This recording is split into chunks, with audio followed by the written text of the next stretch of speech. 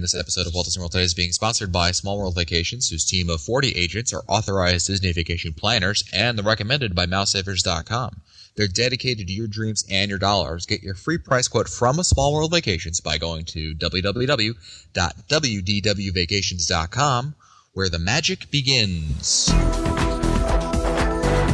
This is Walt Disney World Today. Give us 5 minutes and we'll give you the world. It's Monday, November 19th, 2007, and this is episode 337 of Walt Disney World Today. I'm Matt Hodgberg from StudioCentral.com, and also on the show today is Len Testa, co-author of the unofficial guide to Walt Disney World. Welcome, Len. How's it going, Matt? Outstanding. Also on the show, we have Mike Scopa of MousePlanet.com and All Ears Net. Welcome, Mike. You are now cleared for departure for the 21st century. Horizons. All shiny and old and gone. All shiny and dead.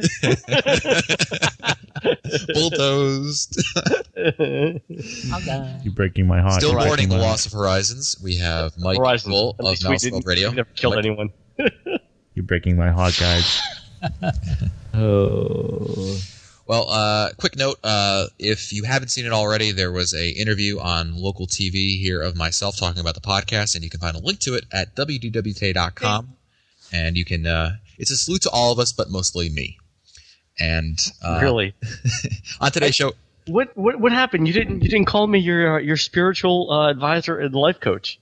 Well, obviously, I had to slip them a 20 to get all that Newell love into the shot. So after that, they really didn't have any much time for anything else. I like how you said too. Scope has been writing for years and years and years. Nice, years and years. Yeah, practically since the Phoenicians actually invented the alphabet.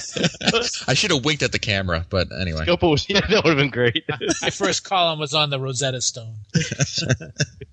On today's show, we're talking semi-spoilers. We're going to be talking about the new film at Canada at Epcot, as well as the revisions to the Haunted Mansion. So if you're still trying to keep this a secret to yourself, please skip this episode. And instead, Newell, what's an episode that you recommend that they listen to? Live Show 18, which is posted. There you go. So go listen to Live Show 18. Let's start out with the film in Canada, which I was generally I had heard good things about it, and I was still very impressed by it. I liked it a lot. I thought it was funny. What did you guys think of the video? So I like that they got Rick Moranis to do the hosting duties. Rick Moranis? Isn't that who it was? No. No, that would be the guy from Honey, I Shrunk the Audience. Was Fred? What's his name? Fred. Oh Lord. Fred. No. Martin Short. Oh, Martin Short. Glad we all paid attention during the video. It was Martin Mangello. They're the same person, maybe. Wow, Rick Moranis and Martin Short. Wow. Anyway, really Fred who? Oh, so Martin Short. Again, one of my favorite Canadians, Martin Short. Wasn't that pretty cool having Martin Short and no Canada? That was pretty cool. Oh, that was funny. You know what I really liked? I thought the announcer in the beginning was very funny. I found that something about the Celine Dion joke I found very I thought it was very smart how they did it, a very good joke. It'll be interesting to see how much the new stuff though gets dated, because there's that Celine Dion joke in there. There's a joke about Soren, which I'm sure Soren is going to be there forever, but in 20 years will it still be funny? Oh, sure. I mean, never mind. It'll be funny. The clothing, the video will look outdated. Because in 20 years we'll be traveling in our Jetsons cars and exactly there'll be flying cars, and we won't see flying cars around Montreal. Exactly. So, the other interesting thing I thought was I saw was that they have not completely replaced the entire old film. So there are still snippets and montages of the older film in the newer film.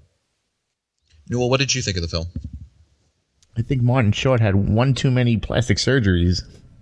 A little too much Botox before. A little bit. Oh my goodness, he scared me in that film. He did look a little Garrison East. I was going to say. That's fine. I was a little disappointed they didn't really make use of the 360 as much as they could have. They had, all those individual screens had a different piece at one time, or a lot of the time, and I thought they could have used the 360 more. Yeah, I thought that there was a really good joke where they showed the flashback of Martin playing hockey, and then he goes, "Yeah, my parents had a 360 camcorder back then." Yeah, exactly. That was clever. But that was a point about that was from the older film too. The same thing. Yeah. But yeah, that was pretty funny. The song "O Canada" is still sung, still in the film, but it's sung by, I guess, the Canadian Idol winner from 2006. Oh, is that who that was? Yeah. Oh, okay. Does anyone know her name? Avril Lavigne. Avril Lavigne. It is Avril something. I don't know what her name is, but Avril Idol? Do you guys know what Avril means in French? No. April. Yeah, very good. Mr. Is it Scott. really? Very good. Oh. Yeah. Oh, envidia Yeah. smoked. Oh, très bien. So that was it. The other thing and it's two more things. One, they play a little Canadian trivia game yes, before the film. It is amazing how little we all know about Canada. Hey, I was really proud of myself for knowing that the loonie was the dollar coin. So then the next wanna question know. was what's the $2 coin, and I said rather poetically, I might add, the doubloony, and of course that's terribly wrong. It's the toonie, but I really like doubloony. So people of Canada, if with your with your wood powered radios and internet connections, feel free to adopt that as your $2 coin nickname, the doubloony. Anyway. The other thing I thought was interesting was if you go around every country's every country that has a film in World Showcase, they all show the same sort of types of scenes. There's our natural wonders. There's our military. There's got to be some sort of military thing in there where here's our military, even if it's just the Mounties for Canada, or they used to have their Air Force in there. And then there's always the Cityscapes. Cityscapes, and then there's the cute people, right? There's the young kids, there's the rosy-cheeked infants, right? So every country does this. China doesn't do so much military stuff because that would just freak everyone out. But you just know that in that film there's that 10-second clip of dancing Yi people. So it's interesting to see what everyone does. Mexico, however, doesn't, which is a little odd, but that's a whole other subject. Anyway. No, but I thought the video was good. Scopa, any thoughts on the Canada film? It's funny because when I was watching it, I was thinking just what Mike was just saying, and it was interesting how when I go back and I saw it twice. I saw it that Sunday night as well. I noticed that there were very few times when I turned around to see what was going on behind me, and it made me think, gee, they really didn't make good use of the circle vision technology, or the 9 eyes, whatever you want to call it, and sort of defeats the whole purpose of the film.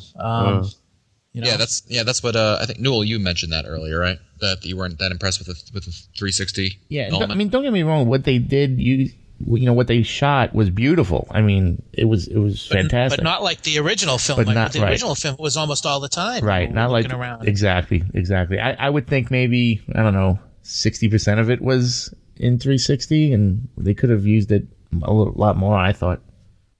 Let's move on also now to the Haunted Mansion, which had some recent changes that we've all experienced. One of the more interesting things was let's start obviously with the stretching room, and that was really impressive, I thought, in terms of what changed, because I thought that it was really nice how they did the creaky sounds and the scene at the top of the stretching room with the corpse there. The corpse looked like it what's the word? When It's more alive, is that what you're saying? No, It's it better? decomposed a little bit. No, I was saying it looked a little more decomposed than I remember it. What did you guys think? Yeah, I thought the sound effects were pretty good.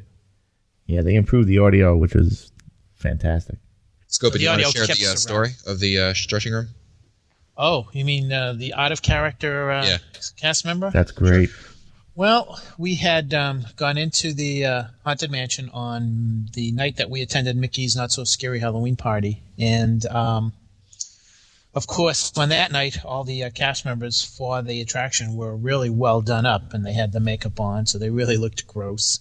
And while we were in the stretching room, one of them kept walking around and staring at everyone, and the lights went out, and when the lights came back on, he was staring right at Becky Menken from Mouse Fan Travel, who was with us at the time, and she was really spooked.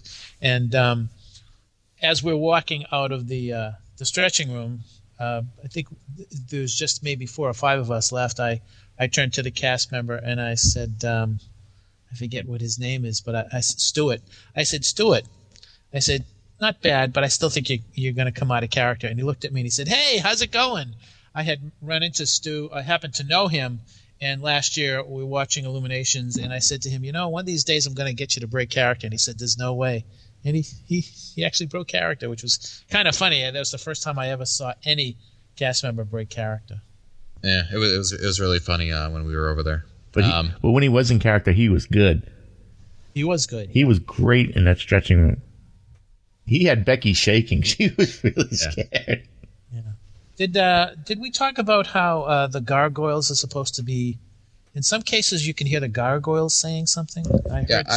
I didn't see it firsthand. I heard later on that if you linger a little bit longer in the stretching room, when everyone's supposed to leave, you're supposed to hear the gargoyles talking to each other. I didn't hear it, but I didn't know what to look for it either. Did any of you hear it? No, I didn't hear it. I didn't stay there. Yeah, so I don't know. I'll have to try it out during Mouse Fest. The actual ride, really interesting. My fiance really enjoyed the portion where it showed all the husbands being beheaded. She thought it was very. She enjoyed it quite a bit. A little too much. Mm-hmm. Well, we're getting ahead of it, Matt. Let's talk about when we first get into the dune buggy. When we first get into the hallway, there's a staircase with a couple of candelabras that you pass under. That was new. Yeah. The bat wallpaper. Or, I don't know if it's a bat, but those eyes looking at you, the wallpaper. Eyes looking at you, the long the lighted eyes, the corridor hallway where there were these long windows on the left side, and there was a lightning storm that was going on the other side of the windows. That was pretty cool. Yeah, the audio in the graveyard scene is really amazing in terms of how much better it is. It looks like there are more ghosts in the ballroom scene too. Yes. Did you notice? I didn't notice that. Yes, they added a hearse. Did you see that, Len, where the hearse kind of crashed into the wall? Yeah, I saw that. Yeah. Oh, like from the movie? Is that where that's from? In the movie, no one saw the movie, Matt. Oh, I guess I was the only one. That's interesting. I didn't notice anything there because I figured that scene is, kind of cemented in place. But that's interesting that they added something else over there. And it is not. What other things stood out in your minds in terms of changes? What about the Escher room? Have we talked about that? Yeah, the Escher. That was really well done. Yeah. Stairwell. Yeah. The what room? Escher. Well, you're talking about the stairs that go to nowhere, Len, right? Yeah, and the upside down footsteps that were appearing and disappearing. Oh, right. That was pretty cool. The other thing that I noticed was that when we got into the seance room, the first thing I noticed was not Madame Leota floating in the air, but I noticed that the instruments were much the black light effect was much better, and the instruments that were hanging suspended from the ceiling seemed so much bigger, and they seemed so much more, I don't know, animated or just so vivid. I noticed that, and then of course there was Madame Leota floating in a crystal ball. And I can remember saying to Mr. Newell, I said, Mike, this is going to be a test. There's going to be a quiz. When you go into that attraction, tell me what you notice about Madame Leota and the crystal ball. And what was it, Mike? And she was out of sync. She was out of sync is right. And I asked everybody who's been there to see that, and they all say the same thing. She just is out of sync. And she's been that way, I think, for quite some time. Yeah. It was very noticeable. It wasn't like if you had to really look at her, you would notice it like it was like a bad Godzilla film. Very good Godzilla film. That's great. Very clever. Yeah. As opposed to the good ones. But it was really interesting. The mini Leota at the end, hurry back. Right. The only thing creepier than Fred Block in the morning is that thing was even creepier. I didn't think it could get any creepier, but they made it much more vivid. I thought the whole attraction got kind of a major upgrade, the kind of upgrade visually that you would see between like standard definition and high definition. I thought it really everything like stood out more to you. It was more, the whole thing was just very well done. I really thought that it was really, you know, sometimes you look at these rehabs and you're like, what did they spend all that time and money on?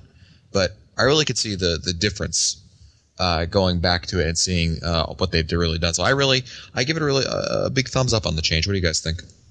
Yeah, I think so too. I think it was pretty well done. We probably haven't really said that much. You made a comment earlier, Matt, in the show about the attic, but we really haven't told everybody what exactly the changes were for the attic scene. Oh, go ahead, Mike. Fine. Oh, good. Well, as you go through the attic, they did almost like, I wouldn't say a total revamping of the attic, but it basically, they took the attraction and they decided that they were going to do what Disney always claims they do, and that is they tell a story. And the attic actually tells the story of what happened with the Macy's and everything. And as you go through the attic, you see photographs of the widow Macy. And I wanted to ask you guys this: did you notice if all those photos were of different husbands? Yeah, they were. Yeah. Okay. Yeah, I specifically looked at that. Yeah. The bride over there is really creepy with that like cleaver that like just like appears and like shimmers in the light, you know, with that like that's the kind of thing like after a fight with your spouse you don't want to go ride. That'll just give some bad ideas right there, you know. But it's creepy. a good. I think to me that's my favorite part of the ride now. My favorite part of the attraction is going through because as you go through each photo, as you pass by each photograph, the head of the husband's head kind of disappears, and as Matt said, you know, as you exit the attic, she is on the left hand side. But I didn't catch what she said. But boy, you talk about a scowl on that face. I mean, they did a real good job of that. Yeah, can you imagine being the model for that? Yeah, we think you'd be perfect for the murderous corpse bride. Put that on the resume. Yeah, that's right. Very well done. A lot of differences. Really, the only scenes that I can think of that really you guys mentioned that there was a change in the dining room scene, which I didn't notice. But I'm trying to think of what has not changed, and very little.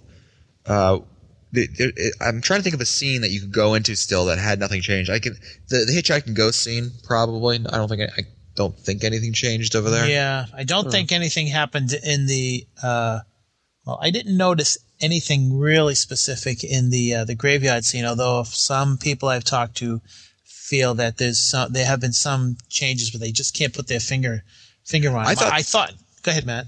I was gonna say, didn't aside from the audio, you know the head that pops up behind behind one of the tombstones? I used to remember you could see those things wouldn't scare anybody, but I swear the first time I went on there, I almost screamed when they popped out. I thought they did a much better job of it being scary, really. Well, you know why that scared you, Matt? Because it was the head of a dinosaur.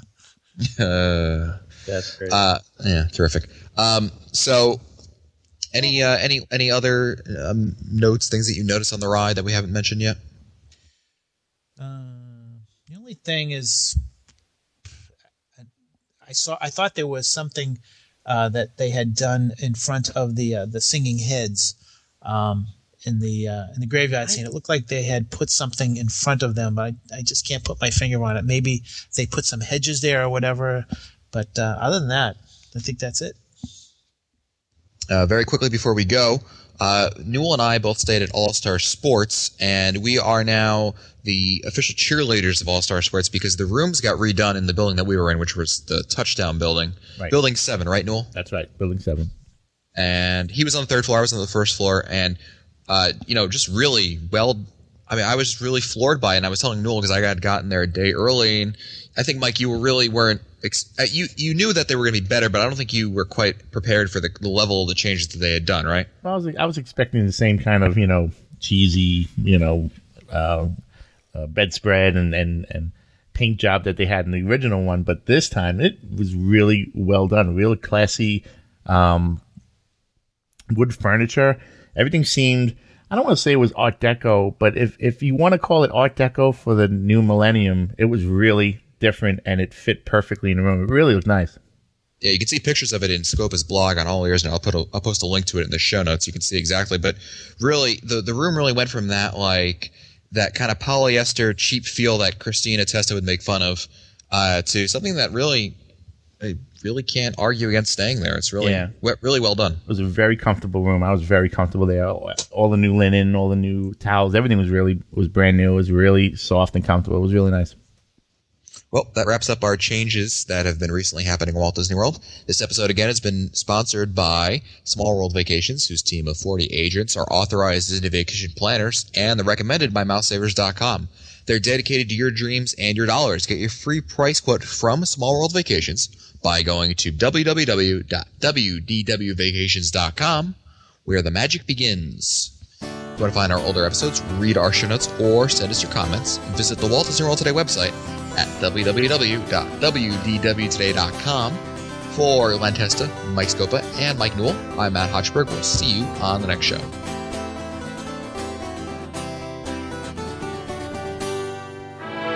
This is Mouse World Radio.